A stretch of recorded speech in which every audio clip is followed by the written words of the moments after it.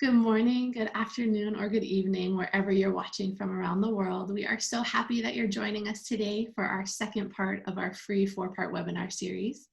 This presentation is going to be on a variety of social justice issues and plant-based nutrition. And before we get started, I just wanted to ask you a question to get you thinking about something. So if you were thinking about the cost of feeding a family of 4, what would you estimate that cost would be, say, for dinner? Would you estimate that maybe it would be $20? Would it be $40? Maybe more, maybe less? Well, in today's presentation, we are going to show you that you can feed your family of 4 a nutritious plant-based meal for less than $7. So before we get started, if you're interested how we're going to do that, please stay tuned. I'm just going to briefly reintroduce myself in case there's anybody new joining us. Welcome, we're so glad you found us. My name is Ali. I am a functional plant-based nutritionist based in Honolulu, Hawaii.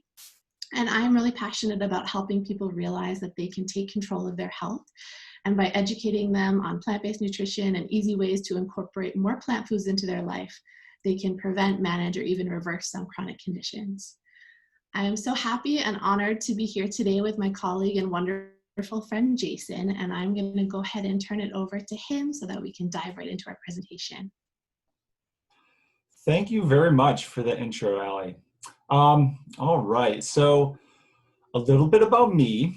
I also focus on plant-based nutrition. I also use mindful eating in the treatment and prevention of metabolic disorders with plant-based nutrition. I work with clients on a variety of different issues such as diabetes, cardiovascular disease, and others. In addition, I also hold a master's degree in natural resources, and I've worked with the U.S. Forest Service and the U.S. Department of the Interior in the past.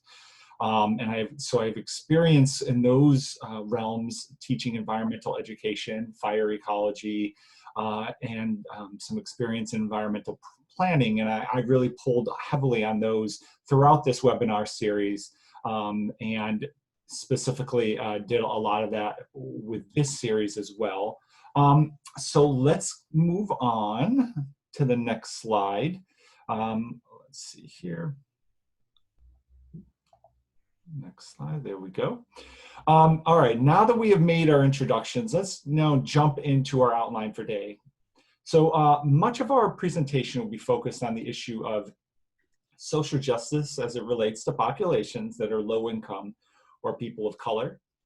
First, we'll start by discussing some barriers to healthy food, and then Ali will finish with some food substitutions when going plant-based. After that, I will discuss some economic factors that Ali will follow with some tips for healthy eating on a budget. Then we will pivot to the social justice applications of dairy on people of color, more specifically, with Ali helping us get up to speed on plant-based sources of calcium with some more of her fantastic suggestions. And then we will finish our presentation with a very quick introduction to environmental racism, a topic that we'll be going into in more depth in our next webinar when we focus on the environmental impacts of the animal agriculture industry and plant-based nutrition. All righty, let's see here. Let's go to the next slide. All right. So we have this great quote that we found. Food justice is the belief that healthy food is a human right. So everyone has an inherent right to access healthy, fresh food. Access is a mixture between location, affordability, and cultural appropriateness. We really, I want to thank Ali for finding this amazing quote. I think it's going to fit this whole presentation quite nicely. Alrighty, and so now let's move on to our next slide. And we'll talk about some barriers to healthy food. In this section, we're going to discuss access, availability, affordability, and quality specifically. Okay, so let's get down to access. So access, a variety of studies have shown that a major issue impacting the health of low-income people and people of color is, access to healthy food. Out of all the different studies I've researched, one study that really stood out showed that in low-income, low-access census groups, approximately 50% of the population had limited access to supermarkets or grocery stores. Think about that. Up to 50% of the people you meet on a given day are having difficulty getting access to grocery stores. And as you can imagine, it's super difficult to maintain health if you don't even have access to healthy foods. So this access issue is going to be something that will touch all other sections to the barriers of healthy food and the economic factors that we're going to be discussing today. Ready? Next slide. Okay. So availability. Now, while access was more concerned about grocery stores and supermarkets, availability is going to be more concerned about the types of food found in the stores present in a given community. We have research out of Baltimore, Maryland, showing that high availability of healthy foods was only present in 19% of predominantly Black neighborhoods compared to 68% of white neighborhoods. Okay, now we also have some statistics showing that 46% of low-income individuals had low availability of healthy foods compared with 18% of high-income areas. So as you can see, this isn't just about people of color, it's also about low-income folks, but because those two demographics really merge in a lot of locations throughout the country, to talk about one, in essence, is often talking about the other as well. Let's move on to our next slide. Okay, so now we're going to move into this kind of transition zone from availability and into affordability. And we are very much, they're very much linked, since affordability leads to less availability. In this slide, we'll make the transition though.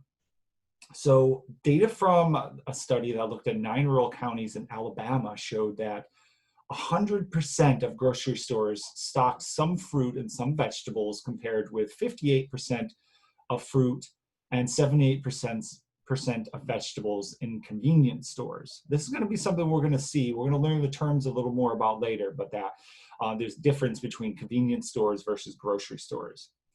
Now, the vast majority of convenience stores stock 0 to 4 types of different fruits and 0 to 9 types of different vegetables. And so there's going to be a range in there. However, all grocery stores stocked anywhere from 5 to 11 different types of fruits and 10 to 13 different types of vegetables. So as you can see, having grocery stores near you is going to be a lot more chances for healthy eating versus having a gas station or some other type of convenience store, such as maybe a Dollar General or that sort of thing. So it's important to remember that fruit and vegetable intake is a major predictor of health, with populations that consume the most fruits and vegetables having the longest life and health spans. Now, the mean price score and the mean food quality score were significantly lower for convenience stores than grocery stores. Now, this really means that grocery stores were more affordable. We will discuss the implications of this more in depth during the economic section later on. Okay, let's go to our next slide. All right, so now we're looking at some quality here. Okay. So in adolescent girls from a large urban school district serving predominantly low-income, non-Hispanic Black communities in Baltimore, Maryland, they found that 27% of girls were living in a food desert, a term many of you may have heard before and others may have not, but a food desert is going to be relates to the lack of access to fresh or whole foods in a given region or community. Now, 35% lived in a food swamp, and a food swamp is defined as greater than or equal to 4 corner convenience stores within a quarter mile of their home. Now, that's a new one for a lot of people, even in the health industry. We've heard people hear a lot of food deserts, places where there's just not a lot of healthy foods. Now, food swamps are kind of the opposite, places where you have a lot of convenience stores and kind of cheap stores, again, like the dollar store and that sort of thing, where you're lacking grocery stores. And so you have tons of access to junky foods, thus the name swamp, as like this kind of area that's just a bog, tons of foods that are not going to be that healthy for you. Now, 16% lived in an area classified as both a food desert and a food swamp. Now, that's kind of really the worst of both, having a lot of access to junky foods, but hardly having any access at all to healthy foods. So even if a person wanted to and had a lot of desire to make changes, if they live in these areas, they're going to have a very difficult time doing so. All righty. Let's see here. So now, living in a food swamp or desert was not associated with the consumption of fruits and vegetables, but intake of snacks or desserts was greater in food swamps compared with non-food swamps. Okay, and living in both a food swamp and a food desert was related to greater consumption of snacks and desserts compared to living in an area that was neither a food swamp nor a food desert. And so, as you can see, the more of these junkier foods there are out there, the more access to them you have, the more consumption there's going to be of them. All right, so I laid a whole bunch of statistics for you, and that's kind of presenting the why. Why is all of this important? And so Allie's going to take it next and take it from here, and she's really going to show us how can we make some changes? What are some great ways to do it? So I'll leave you with that, Allie. You can take it from here. Thanks so much, Jason. Okay, so we first want to kind of make a disclaimer that we understand that in really food insecure situations, the most important thing is just making sure that you have enough to eat. So we're really not targeting those people. What we're trying to do is for people that have some access to food, what are the healthier choices that we might be able to make? So with that in mind, let's first start out with some substitution tips. I have 3 main ones for you. The first one is going to be to swap out legumes or grains. So in recipes that call for a certain grain, like a white rice or maybe a quinoa and maybe kidney beans, you often can take alternate grains or beans and not have a problem. It'll work out fine. So whatever you have on hand, feel free to use that and tweak the recipe to fit what you have. Just make sure that in some cases with grains, you just need a different amount of water for some of the recipes. So just want to keep that in mind when you're cooking. The next one would be to choose frozen, dried, or canned options. So a lot of people, as we were mentioning, don't have access to fresh food. And if you have access to a refrigerator, then frozen food is a great nutritious option for vegetables and fruits. Oftentimes they're going to be more affordable. And then if you don't have access to that, you can use canned ingredients or dry ingredients as well. So don't limit yourself to feeling like you can't make a recipe because you don't have the fresh broccoli it calls for. Try to be clever and say, okay, well, I'm going to use frozen broccoli. And if you don't have a freezer, okay, well, I'm going to get some protein by adding in some beans instead. That's totally fine. The third tip would be to use, if you're using fresh produce, to try to shop locally and seasonally. So here I'm located in Hawaii. If I were to try right now to buy blueberries, for example, the price just recently kind of shot up because they're no longer in season and they're not local to here. So I would have better luck buying tropical fruit such as mango or papaya at probably a more affordable price than I would fresh blueberries. So just try to be mindful of your area and what's available. Okay, so we're going to look at a recipe here, our first one of 3 for the day. We're going to start off by looking at a lentil bolognese. So this is a really easy, affordable pantry meal.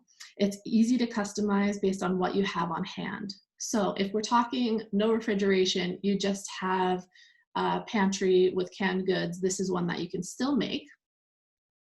Let's look at what the ingredients are required for this. So first thing is we're going to want to use our pasta of choice.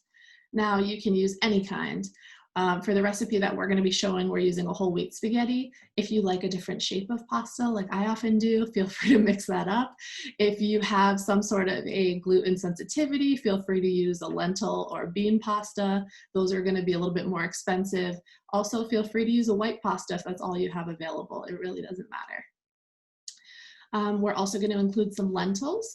These can be either canned or dry. Canned is going to be a quicker way to mix the recipe together, but dry might be more affordable depending on your area.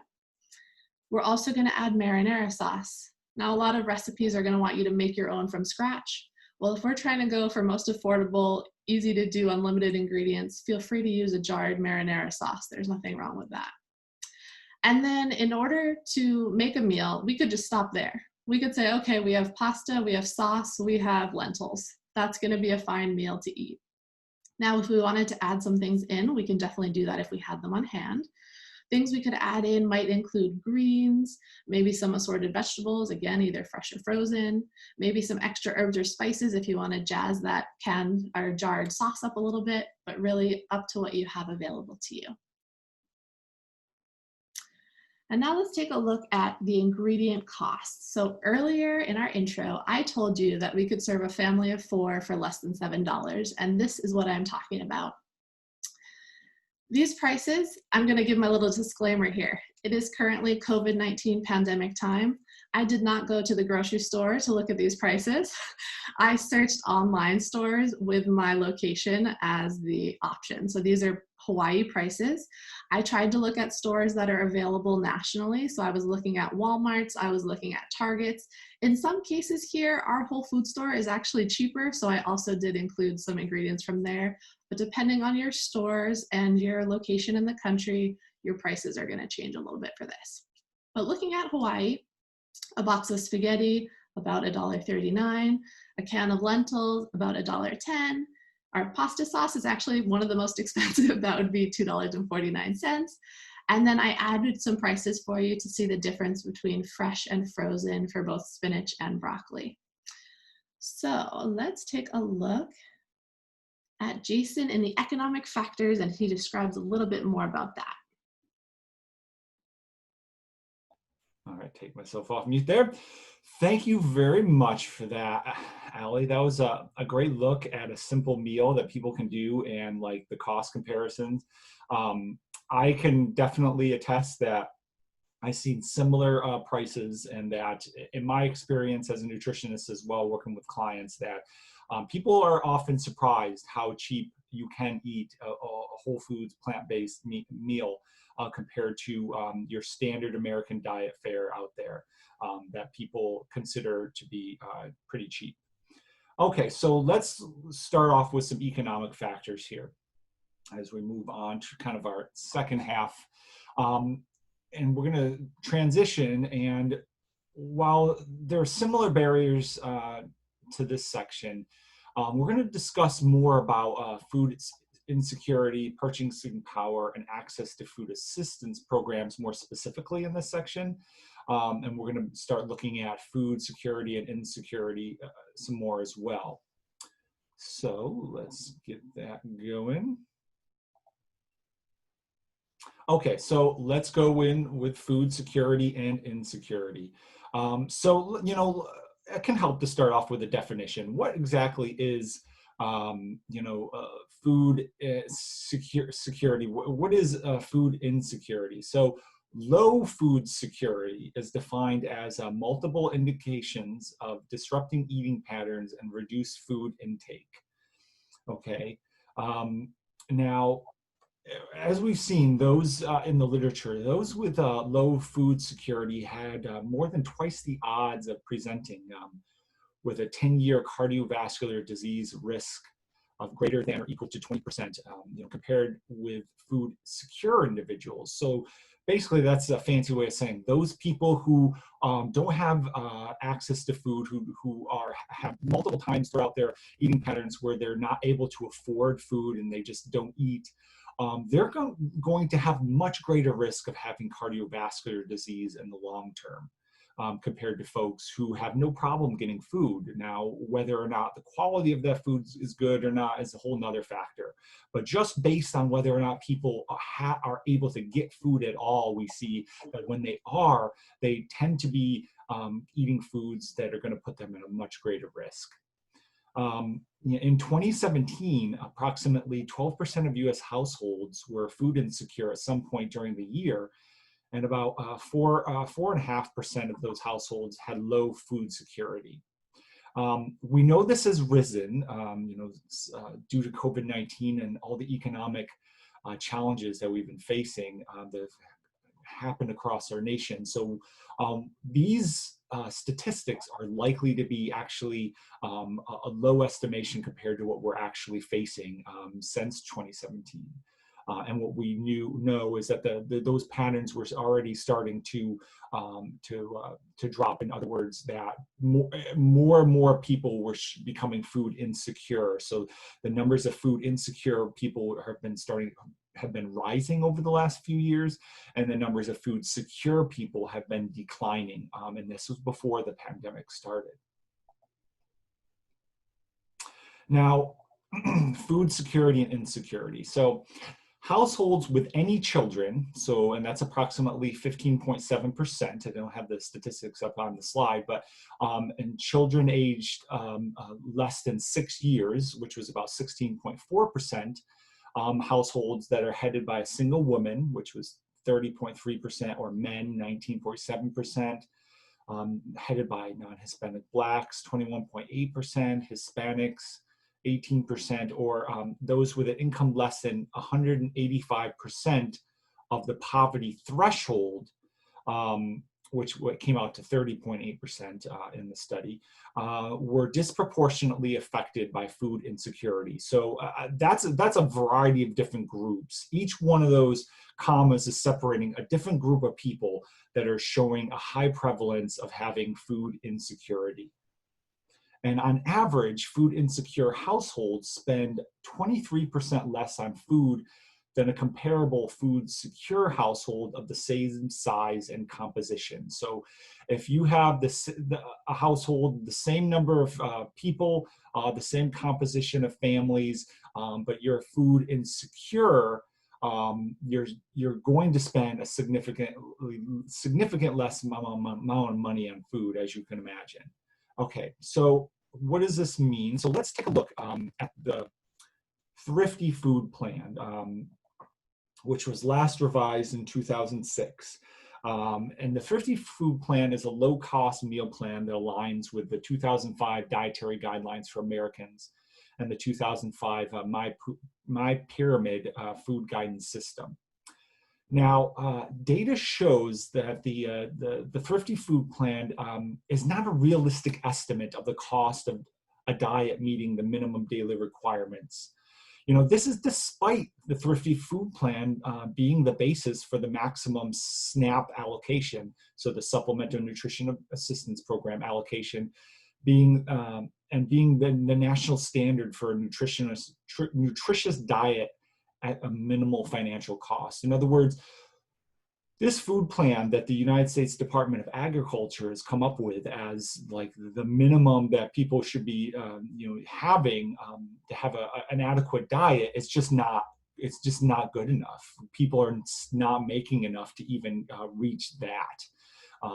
So when the time required from food preparation is factored into as well, because it's one of the things about the Thrifty Food Plan, they try to lower the cost by getting people to do more things, such as spending less on certain processed food items and making them at home yourself when you can. However, that takes time. So when you factor that time in, single-headed households spend about 40% less needed to meet the Thrifty Food Plan, and only about 13% of households spend enough to meet the Thrifty Food Plan. So those on SNAP and other food benefits are not getting anywhere near enough to actually even meet that Thrifty Food Plan, especially when you consider how much time they're spending trying to do their best making foods, processing foods that others of us just kind of take for granted, such as like making your own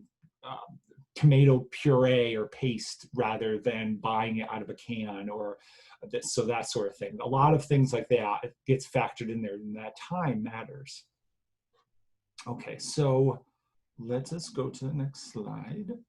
Okay, so let's segue into a discussion about food purchasing power in the Supplemental Nutrition Assistance Program, SNAP, which is also known as food stamps. Now, although SNAP increases food purchasing power, allocations may not reach the level that ensures food security, as I said previously. Estimates suggest that receiving SNAP benefits reduces food insecurity by approximately 6 to 17%, and low food security by approximately 12 to 19%. That's one of our first clues that our SNAP benefits aren't nearly strong enough to actually do what they're designed to do.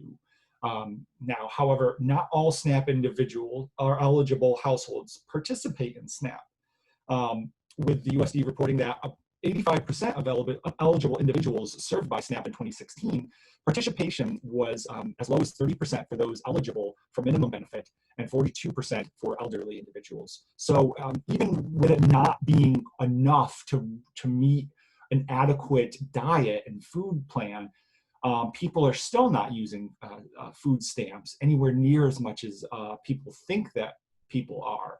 And so this idea that there's a lot of kind of welfare queens or people out there is actually not shown by the data at all. In fact, it's the actual opposite. We are not providing anywhere near the help that people in poverty need to get a nutritious diet. Now, let's keep in mind that none of these studies take into account the Trump administration's cuts to the SNAP program, which just this week, if I remember the headlines quickly, was struck down by one of the courts. And they made substantial cuts to the SNAP program. So I'm happy to hear that those cuts for the time being have been held back. But they did not, none of these statistics considered that at all. And so it was, one of the many factors telling us that even during the pandemic, with those cuts, we would be seeing a lot more people with facing food insecurity in our nation. Okay, now we just saw how SNAP relates to food purchasing power. Now let's continue with SNAP as we look more at access to food assistance programs. Now, another thing to keep in mind is that this is just one of the two major food assistance programs, okay? This presentation hasn't even touched on the WIC program, the Women, Infants, and Children program. So keep that in mind that there's a lot of other data out there that paints the picture, and it's, it doesn't actually refute it. It definitely supports what we're seeing here.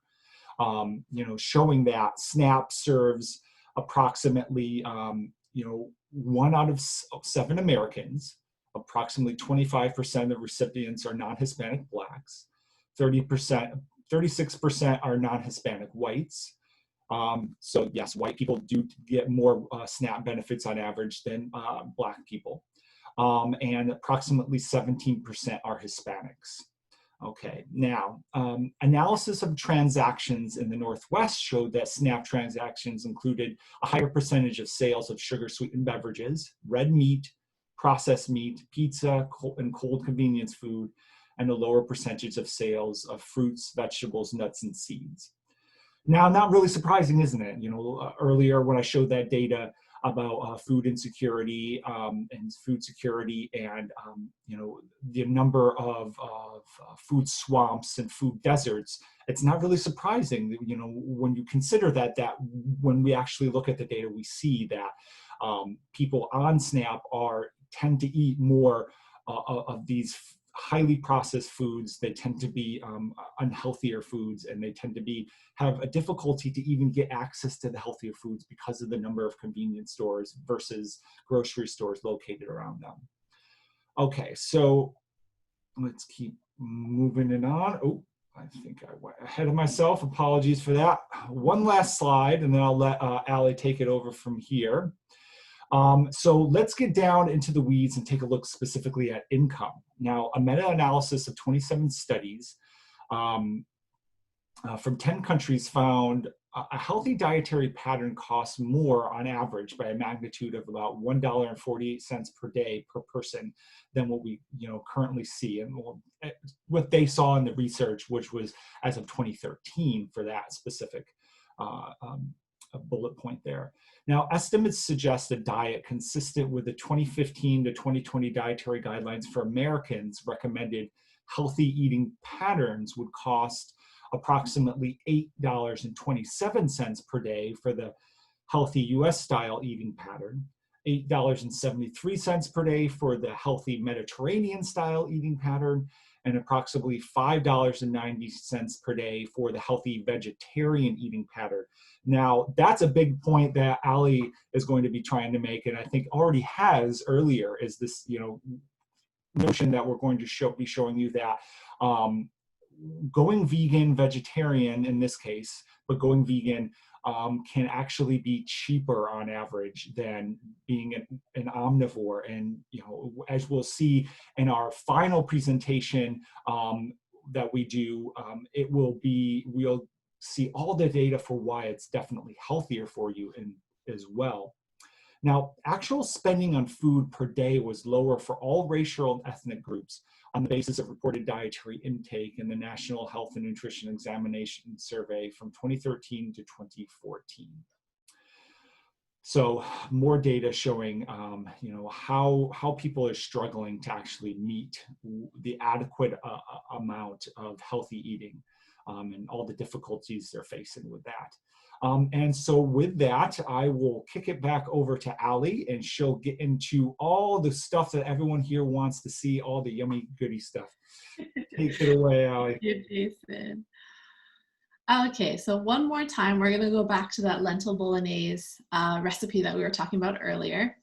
And I wanted to compare it to something that most people in the US and most of the world are familiar with, and that is the Big Mac.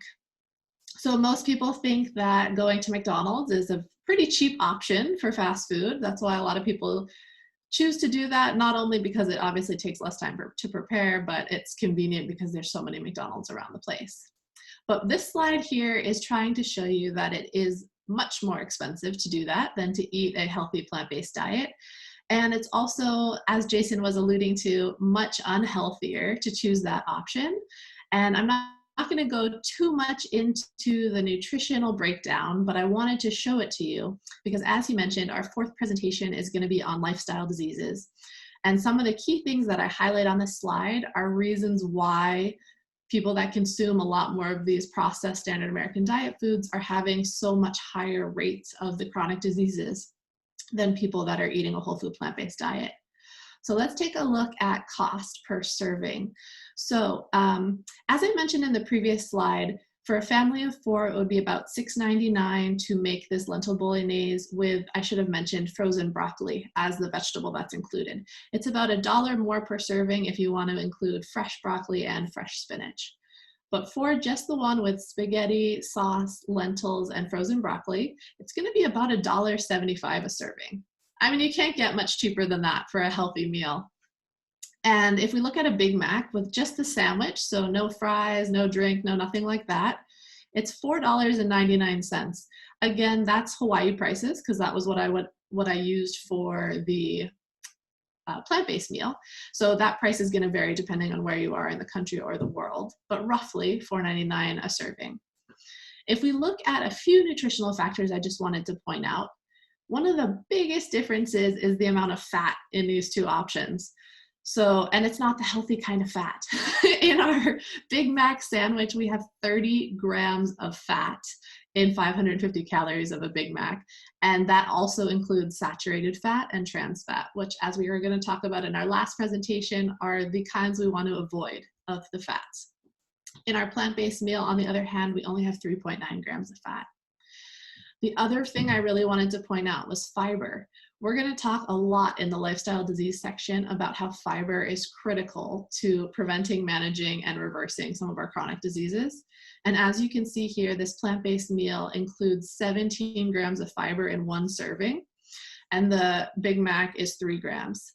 I think the recommended daily value right now is about 25 to 35 grams of fiber, and we're saying that that's not even enough. So you already are almost getting half of that if you eat one serving of this lentil bolognese, and not even a tenth of it if you're eating a Big Mac. So that's kind of a huge difference.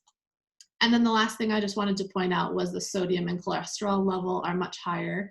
Cholesterol non-existent in the plant-based meal, but the sodium is much higher in the Big Mac meal. So we'll talk more about those specific things and why we want to avoid those ingredients in our future presentations, so stay tuned. But I just wanted to talk about the cost difference between those two items. Okay, so let's take a look at other ways we can maximize our food budget. As Jason mentioned, especially if we're on EBT food stamps, we have a very limited budget. So how can we use that money in the most cost-effective way to get the most nutrient bang for our dollar, if you will? And some of the ideas that I have, one is to shop the sales and to, of course, keep in mind the substitutions that I was talking about in our previous slide. So if a recipe calls for a certain vegetable, but you go to the store and a different vegetable is on sale for half the price, don't be afraid to choose that one over the other one and just swap it out. We want to try to shop the sales, and it goes kind of along with the locally and in season too, to really get the most benefit of our produce dollars. Especially, as Jason mentioned, we're not really talking about WIC, but on WIC, there's such a limited number of dollars for fruits and vegetables. Here in Hawaii, for a child, it's $9 a month. And to make that stretch, you really have to shop the sales as much as possible and choose frozen options when you can. The second one is going to be to keep it simple. So remember that some of these vegan recipes you see are meant to be like, what's the word I'm looking for? Fancy, world-class dining experiences. You know, they have tons of ingredients. We don't have to make it that complicated. Sure, those meals are delicious and fun to make if we have the option, but please remember that, as we talked about, spaghetti, lentils, marinara sauce, 3 ingredients can be a meal. And if that's what you have available, then that's a fine way to make it. The next one would be to cook multiple servings at once and eat leftovers. So as we saw with our lentil meal, yes, it's going to take a little bit of time to prepare. Though if you're using canned and jarred sauce, let's be real, you just have to boil the pasta and mix everything in. So we're talking like 10, 11 minutes maybe. But in that amount of time, you're actually getting 4 servings. So you want to make use of that and realize that you got to add that into your calculation. As Jason was talking about, the time does factor in there as well. Let's move on to our next tips here. Okay, so going along with the eating leftovers and making your own food, we really want to minimize eating out and buying processed foods. Those foods are going to be more expensive generally and less healthy for you. So a little bit later on in our dairy section, we're going to talk about plant-based milk alternatives, and those often are a lot more expensive. So we don't need to buy those processed foods, and we'll talk to you about other ways you can get calcium in your diet without relying on milk products. But if you minimize eating out and buying those processed foods, generally you're going to save more money. The next one goes along with that, minimizing eating meat, dairy, and refined sugar. So those products, as we mentioned with the Big Mac, are going to typically be more expensive.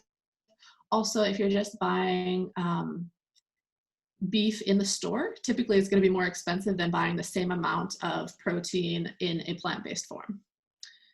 And that leads us to our last one, which is to really focus on pantry staples. So we're talking grains and we're talking legumes. Those ones pretty much can be added to any meal to help round it out nutritionally, and also, especially if you're buying the dry version, are going to be very affordable and are going to stretch very far. I know some people have heard the phrase in the past that, you know, kings were the ones who ate the meat because that was available in limited quantities, and so they had to be rich to afford those things, and the peasants were stuck eating the lentils and rice and things like that. Well, that's really how we should be eating. We should be choosing to opt for those staple foods. It's not only more cost effective, but it's better for the environment and healthier for us. So let's see what else we can look at here.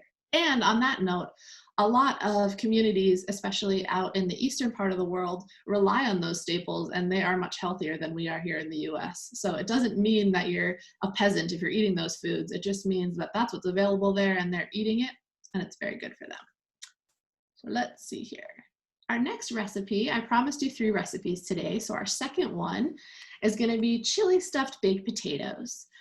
I thought, since we are in the fall season, here in Hawaii, it doesn't really feel like it, though we did have a good rain yesterday. But up where Jason is in Washington, it's definitely turning, the weather. I'm sure it's a little bit cooler. The leaves are turning. Fall is my favorite season. So Here's a really comforting, warming meal for fall time.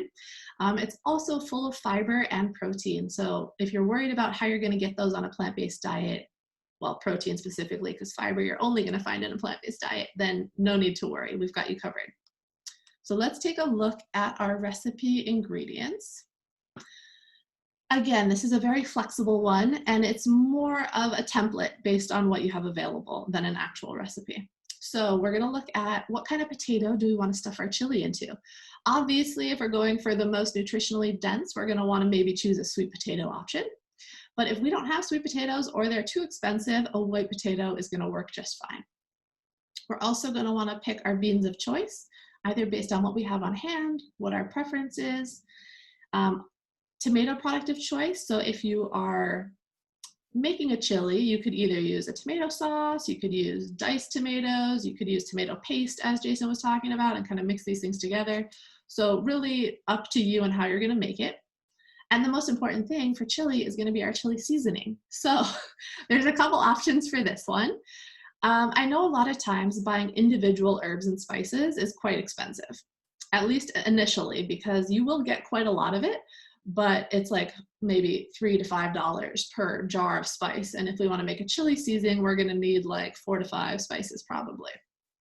However, to make it more affordable, you can buy those pre-made chili season blends that already have everything mixed in, so you only have to buy one thing. Or they even have those packets, you know, like taco seasoning packets, they have chili seasoning packets. And another option would be, if you want to, for your beans, if we're going to be using canned beans, you can even buy the ones that already are chili flavored, chili seasoned, so they're in like a chili sauce. That one's going to typically be a little bit more expensive and have more sodium, but if that is your option and what you have available, then that is definitely something you can do. Other optional add-ins for this one, again, we can add tons of other veggies to our chili.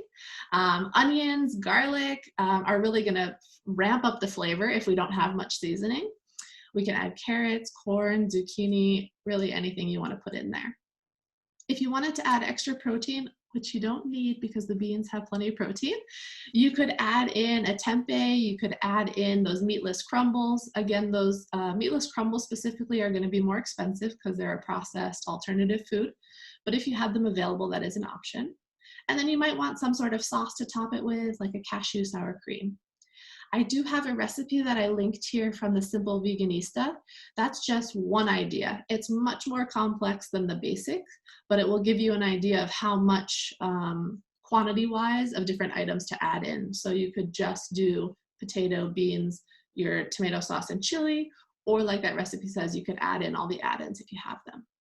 So that is our second recipe for you guys today. Please let us know if you do try it. We would love to hear your feedback on any of these. Or if you need other ideas, please reach out. And now I'm going to turn it back over to Jason to talk a little bit about the dairy industry. All right. Thank you for that. Oh, I'm really hungry. I want some spaghetti bolognese with a side of a chili baked potato. Oh, yeah. I worked out this morning, so I am super hungry. All right, so let's move on to our section on dairy, which I entitled Racism in the Dietary Guidelines. Now, I realize this title might set some people off, but I really hope you'll bear with me so you can have an idea of why I titled it that. Now, if you haven't already, you know, there's a lot of slides previously that I mentioned where I talked about a variety of different demographic groups providing the data to show why you know, low income and primarily minority communities suffer the most from food insecurity and just access to food in general. Okay, so now, despite being the #1 recipients of SNAP, people of color are being told to drink dairy, eat cheese, and lots of animal protein. This is part of the reason why in the slide that I presented before, we saw such a difference between a healthy dietary eating pattern and a healthy Mediterranean style eating pattern versus the healthy vegetarian eating pattern. And part of it is this: these dairy, cheeses, the animal proteins, they are all things that drive up the cost of eating. Now, on the other hand, as you can see in the figure here in the slide, lactose intolerance is a big thing that goes into the title for this slide. Now, lactose intolerance is prevalent in most people of color, as you can see by these statistics on here. Up to anywhere from 95 to 100% of Asians have some sort of lactase deficiency. And so they have an inability to get that. And when you consider how difficult it is for low-income populations to purchase food, is it really a solution to suggest that they should be buying an expensive enzyme or an expensive type of milk to help digest that dairy that they really don't have the ability to digest on their own anyways? And so with those thoughts in mind, considering, is it really a food group that we should be having dairy when it comes to dairy? I don't think so. I don't think dairy is an actual food group. Now, these foods are ubiquitous in our food supply, and it can be difficult to avoid because they're found in almost everything. They put dairy, for instance, in bread and baked goods. You have dairy in processed breakfast cereals, food mixes such as pancakes, biscuits, and cookies, potatoes, soups, pretty much everything you can think of. Almost anything processed, anything found in a box or a can. If you don't look on that label and you don't check, it's more than likely going to have some sort of dairy in it.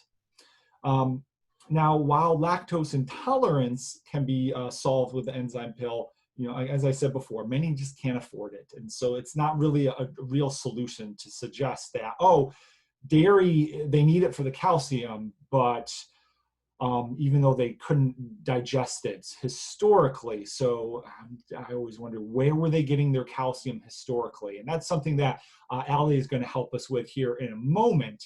And she's going to go into that in depth. And now, for me, let's move on to the next slide here. And I wanted to really put a list out here. What I want you to pay attention to is those numbers at the end and just how many of them there are. Every one of those stands for a study that I went into that looked and kind of looked at dairy in some way and how it affects our health. Okay, so now while people of color in low-income communities disproportionately have higher incidence of chronic disease, numerous studies have shown that this is due to excess intake of foods of animal origin, particularly dairy. And dairy has been linked to increased risk of death from all causes, increased risk of bone fractures and poor bone health, which is something everyone's might be thinking, what? Bones? I thought dairy was the bone food group. No, in fact, not true at all. We have a study that came out this year. I'm pretty sure it's, let's see here, it's I think it's that last one on there, number 26, which is a study from Willett and Ludwig, which came out this year, showing that higher incidence of intake of dairy actually leads to lower bone strength and increased risk of falls and fractures and osteoporosis. So we also have increased incidence of prostate cancer. So something for all you guys out there. Dairy isn't the one that's going to make a body good, as all those commercials led us to believe. In fact, it's more likely to give you problems when you get older. And prostate health in men, testicular cancer in men, that's another big one. But in women as well, with increased incidence of lung cancers, breast cancers, breast and ovarian cancers specifically for women, lung cancers in general. Some more studies showing increased incidence of just breast cancer alone, so I broke that out separately. Ovarian cancers, another one that there was some studies that were just looked at that specifically, so I broke that out. Increased incidence of pancreatic cancer, increased incidence of Parkinson's disease, acne, migraines, cardiovascular disease, heart attack and stroke, Alzheimer's, type 1, type 2 diabetes, and the list could probably go on, but that's where I left it. These are the diseases that are causing the most deaths in America pre-COVID. And with COVID, we're seeing that the cardiovascular disease, the diabetes, hypertension, those are the things driving COVID mortality and are killing people who get COVID-19. And so both before COVID-19 and especially now after COVID-19 has hit, dairy is a major driver of health risk and of risk of death. So I can't stress this enough. Now, the actual why behind all of this would be something we're going to be looking at in our final presentation when we look at health specifically, when we'll get into the mechanisms for how a lot of this stuff works.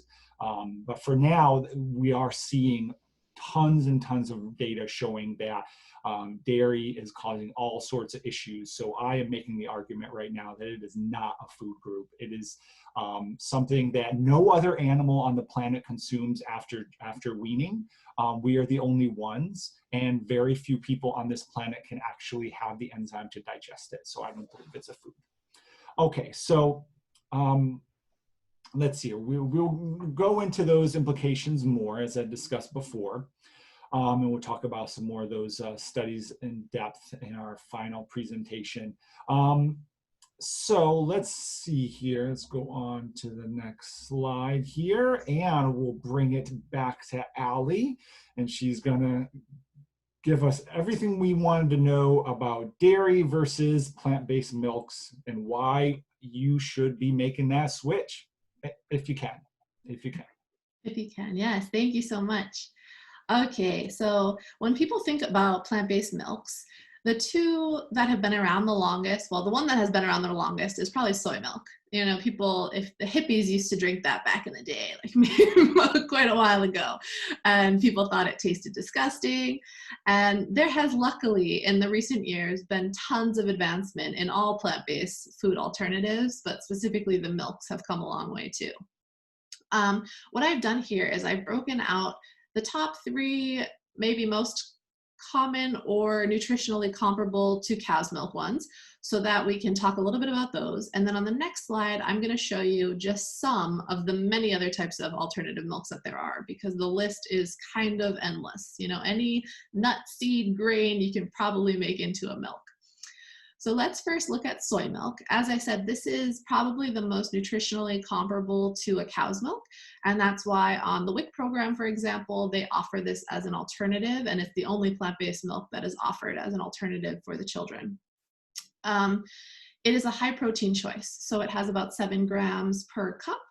It is often fortified with vitamins and minerals such as calcium, vitamin B12, vitamin D. And because of this fortification, that's what makes it similar to the nutritional profile of a cow's milk. So it has about 300 milligrams of calcium. And the recommendation for kids is to have 3 glasses of milk a day. So by doing that, with the amount of fortification, they're getting enough of their protein, fat, and vitamin needs in these categories. So soy milk is a good alternative there. Now, if we're looking at adults and we're not so concerned about the nutritional profile for growing children, then almond milk is an option as well. Almond milk has a lot less calories per cup than either cow's milk or soy milk or any of the other plant-based milks. It has about 30 calories per cup. It also has a lot less protein and fat. So as I mentioned, not a good nutritional equivalent of cow's milk. It is also often fortified with vitamins, specifically calcium and vitamin D. And it's very easy to make your own. So this kind of goes for a lot of the plant milks, but specifically I thought I would share with almond milk. If you have, let's say, some raw almonds, and you just take a cup of those, soak them for 8 hours or overnight. And if you have a high-powered blender, that is kind of an essential for making a plant milk. You would just put in your soaked almonds, put in maybe 3.5 cups of water, depending on the consistency that you like your milk. And you would just blend it up until it gets smooth. And then all you need to do is strain it, either through a nut bag, a cheesecloth, or a fine mesh strainer. And you have your own almond milk for a lot less cost than it's going to be if you buy it at the grocery store. Plus, it has no added ingredients. So a lot of the plant-based alternatives in grocery stores have other added ingredients to help keep them fresh and stuff. You don't need that if you make it on your own, and you're able to avoid that. So just 2 ingredients, almond and water. Another option that's a great one I wanted to mention is pea milk. So a lot of athletes might know that pea protein is something that's often used in vegan protein mixes. So it is very high protein as well, about 8 grams per cup. Similar to the nutrient profile of soy and cow's milk, so good for children if we're switching from breast milk or formula at 1 year of age. And then it's also a really good option because some people do have intolerances or allergies to both soy and nuts, and if you fall into that category, then pea milk might be a good option for you. but I'm going to echo what Jason said because it was such a good and valid point. We do not need milk in our diet. So we need neither cow's milk nor plant-based milks in order to get all the nutrients that we need to be healthy and have a great life and even grow as children. So one of the reasons that it's recommended for children to have something like this is it's easier to get them in their picky eating stages to drink the milk 3 times a day, whatever kind it is, and therefore they're guaranteed to get some of these nutrients that they need in, like protein, fat, calcium, B12, vitamin D. However, if your child isn't as picky and you offer other food sources, which we're going to talk about in a little bit, you do not need the milk for those requirements. You can find those nutrients in other food sources, and especially as adults, there's no need for it. So just kind of think about that for a little bit, because a lot of us, as Jason said, are so ingrained. I remember when I was in high school, all around our food cafeteria were the big posters of the athletes with the milk mustache. Got milk? And it was that whole thing Jason was talking about the misconception, the myth that athletes need milk to have strong bones and be healthy. And as Jason pointed out with the research now, it is the opposite. And it's really a disservice to the public that we continue to let that myth be broadcast in our media. So getting off my soapbox there, let's move on to the next slide. Okay, so I just wanted to show you 6 other alternatives to plant-based milks. And as I mentioned earlier, really any nut, seed, grain can be also made into a milk. So one of them would be hemp milk. You could also do oat milk, flax milk, cashew milk, coconut milk, rice milk. Now, one of the great things about dairy alternatives for people that are transitioning to a plant-based diet is these can be used in place of milk. Let's say if someone's having coffee and they're used to having it with milk or cream, you can find a plant-based milk that's going to give you a thick, creamy consistency depending on the one you choose.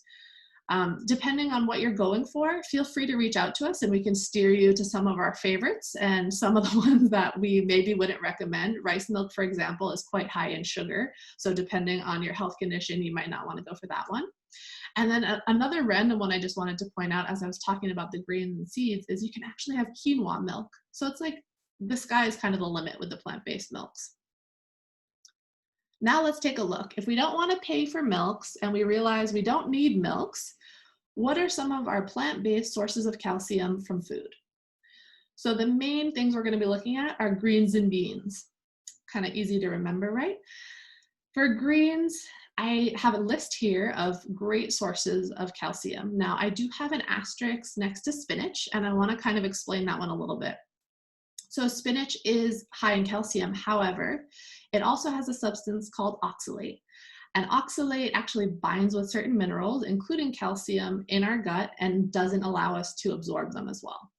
So because of that, we're not going to get as much calcium if we eat spinach as we would if we ate kale, for example. So something to just be mindful of.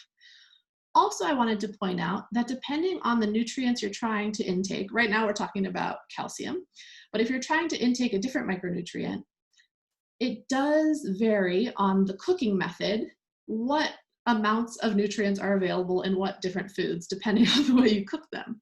So that's why it's really important that if you have questions, you consult with a certified nutrition professional who can help you figure out what your individual nutrient needs are, what foods are going to help you get those, and then what else, like oxalate, could inhibit or maybe promote the absorption of certain minerals and vitamins, along with phytochemicals, so that we can make sure you don't have any interactions with your medications, supplements, or anything like that. So it's not easy. I mean, it's not as easy as Googling high calcium foods and then realizing, okay, if I eat these, I'm going to have perfect absorption. There is a lot more going on inside of our body. So definitely recommend, if you have specific health concerns, to consult a certified nutritionist. Moving on from greens, let's look at beans. So tofu and soybeans are going to be a great source of calcium. Edamame is also soybeans. And then other beans that you wouldn't think of also have it. So white beans, navy beans, chickpeas, pinto beans, all of these different kinds of beans do have calcium in them. We also can look at seeds and nuts. So chia seeds, almonds, sesame seeds, which is also tahini, sunflower seeds. All of this is a great way to get calcium and add it into your diet. Now, if it's not accessible to you to be buying all of these different plant foods, because it does take some planning to make sure you're getting the right amount of calcium. There are fortified food options that are going to give you more calcium per serving in some cases, and then you would have to drink or eat less of them in order to meet your required needs. So some examples are the non-dairy milks we just talked about, specifically soy and pea milk, but anything fortified with calcium. And then orange juice can also be fortified, and some of those instant oatmeal packets are also fortified with calcium. So again, if you have any questions about what food sources might be good for you to add to your diet or how you can add those in, please reach out to us and we are happy to help. And now I promise you 3 recipes today. I think on the next screen is our 3rd one. Let's see. Okay, so I wanted to pick a recipe that is going to really be high in calcium with plant-based sources of food, not milks. So I settled on a tofu broccoli stir fry. And tofu and broccoli, as we talked about in our last slide, are both great sources of calcium. Feel free to use other vegetables or grains to add to this dish, like our other recipes, very modifiable based on your preferences and what you have available. And let's take a look at our ingredients. Okay, so obviously we're gonna want tofu, broccoli, and rice, or another grain. In the specific recipe that I found from Joy Shull at Build Your Bite, it looked delicious. I haven't actually made this one myself, but it seems simple. She also includes garlic, ginger, soy sauce, and some sesame oil to give it some flavor, and then the cornstarch to help thicken the sauce. But whatever you have on hand, you could just cook plain tofu, you could steam broccoli, and you could make rice, and that would be a fine meal. So again, don't feel limited with what you have available. Let me see here, sorry. I think that's all I wanted to talk about. I'm gonna turn it over to Jason now to give a little intro into our next presentation, which is gonna be on the environmental impacts of animal agriculture, and then he will finish us off. I can't hear you. There's my voice. I am back. All righty. Thank you, Allie. I am getting hungrier and hungrier as we go. Oh, good times. Lovely, lovely explanation of all of that for us, as well as a delicious meal. Something I just wanted to say is that, you know, for some people it can be intimidating, and you often hear this like, oh, a well-planned vegan diet is perfectly healthy. And they're like, oh, well, see, it has to be well-planned. And I'm like, well, here's the thing. A well-planned omnivorous diet you have to have well-planned an omnivorous diet to be healthy as well. And in fact, probably more so, considering that omnivores are more nutrient deficient on average than vegans are. Just across the board, they have more nutrient deficiencies, vitamin mineral deficiencies.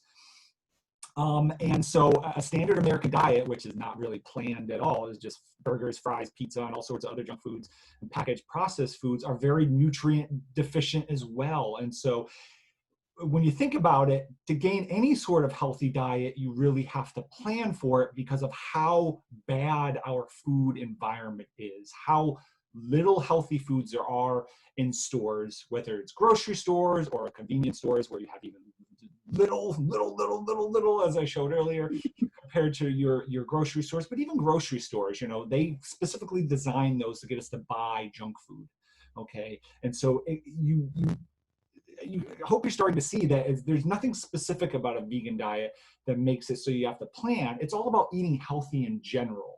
Okay, that makes it so you have to plan. So please don't let that dissuade you, because if you change your diet to a healthy omnivorous diet, you're going to have to plan as well, and you're probably going to have to add stuff that you wouldn't have to add to a vegan diet because you're trying to control for the damage being done by dairy and meat and eggs and poultry. Okay, so I think it's going to be a lot easier for you in the long run, and going to give you a lot more benefits and be healthier and cheaper if you go plant-based as much as you can on the schedule that's going to work for you.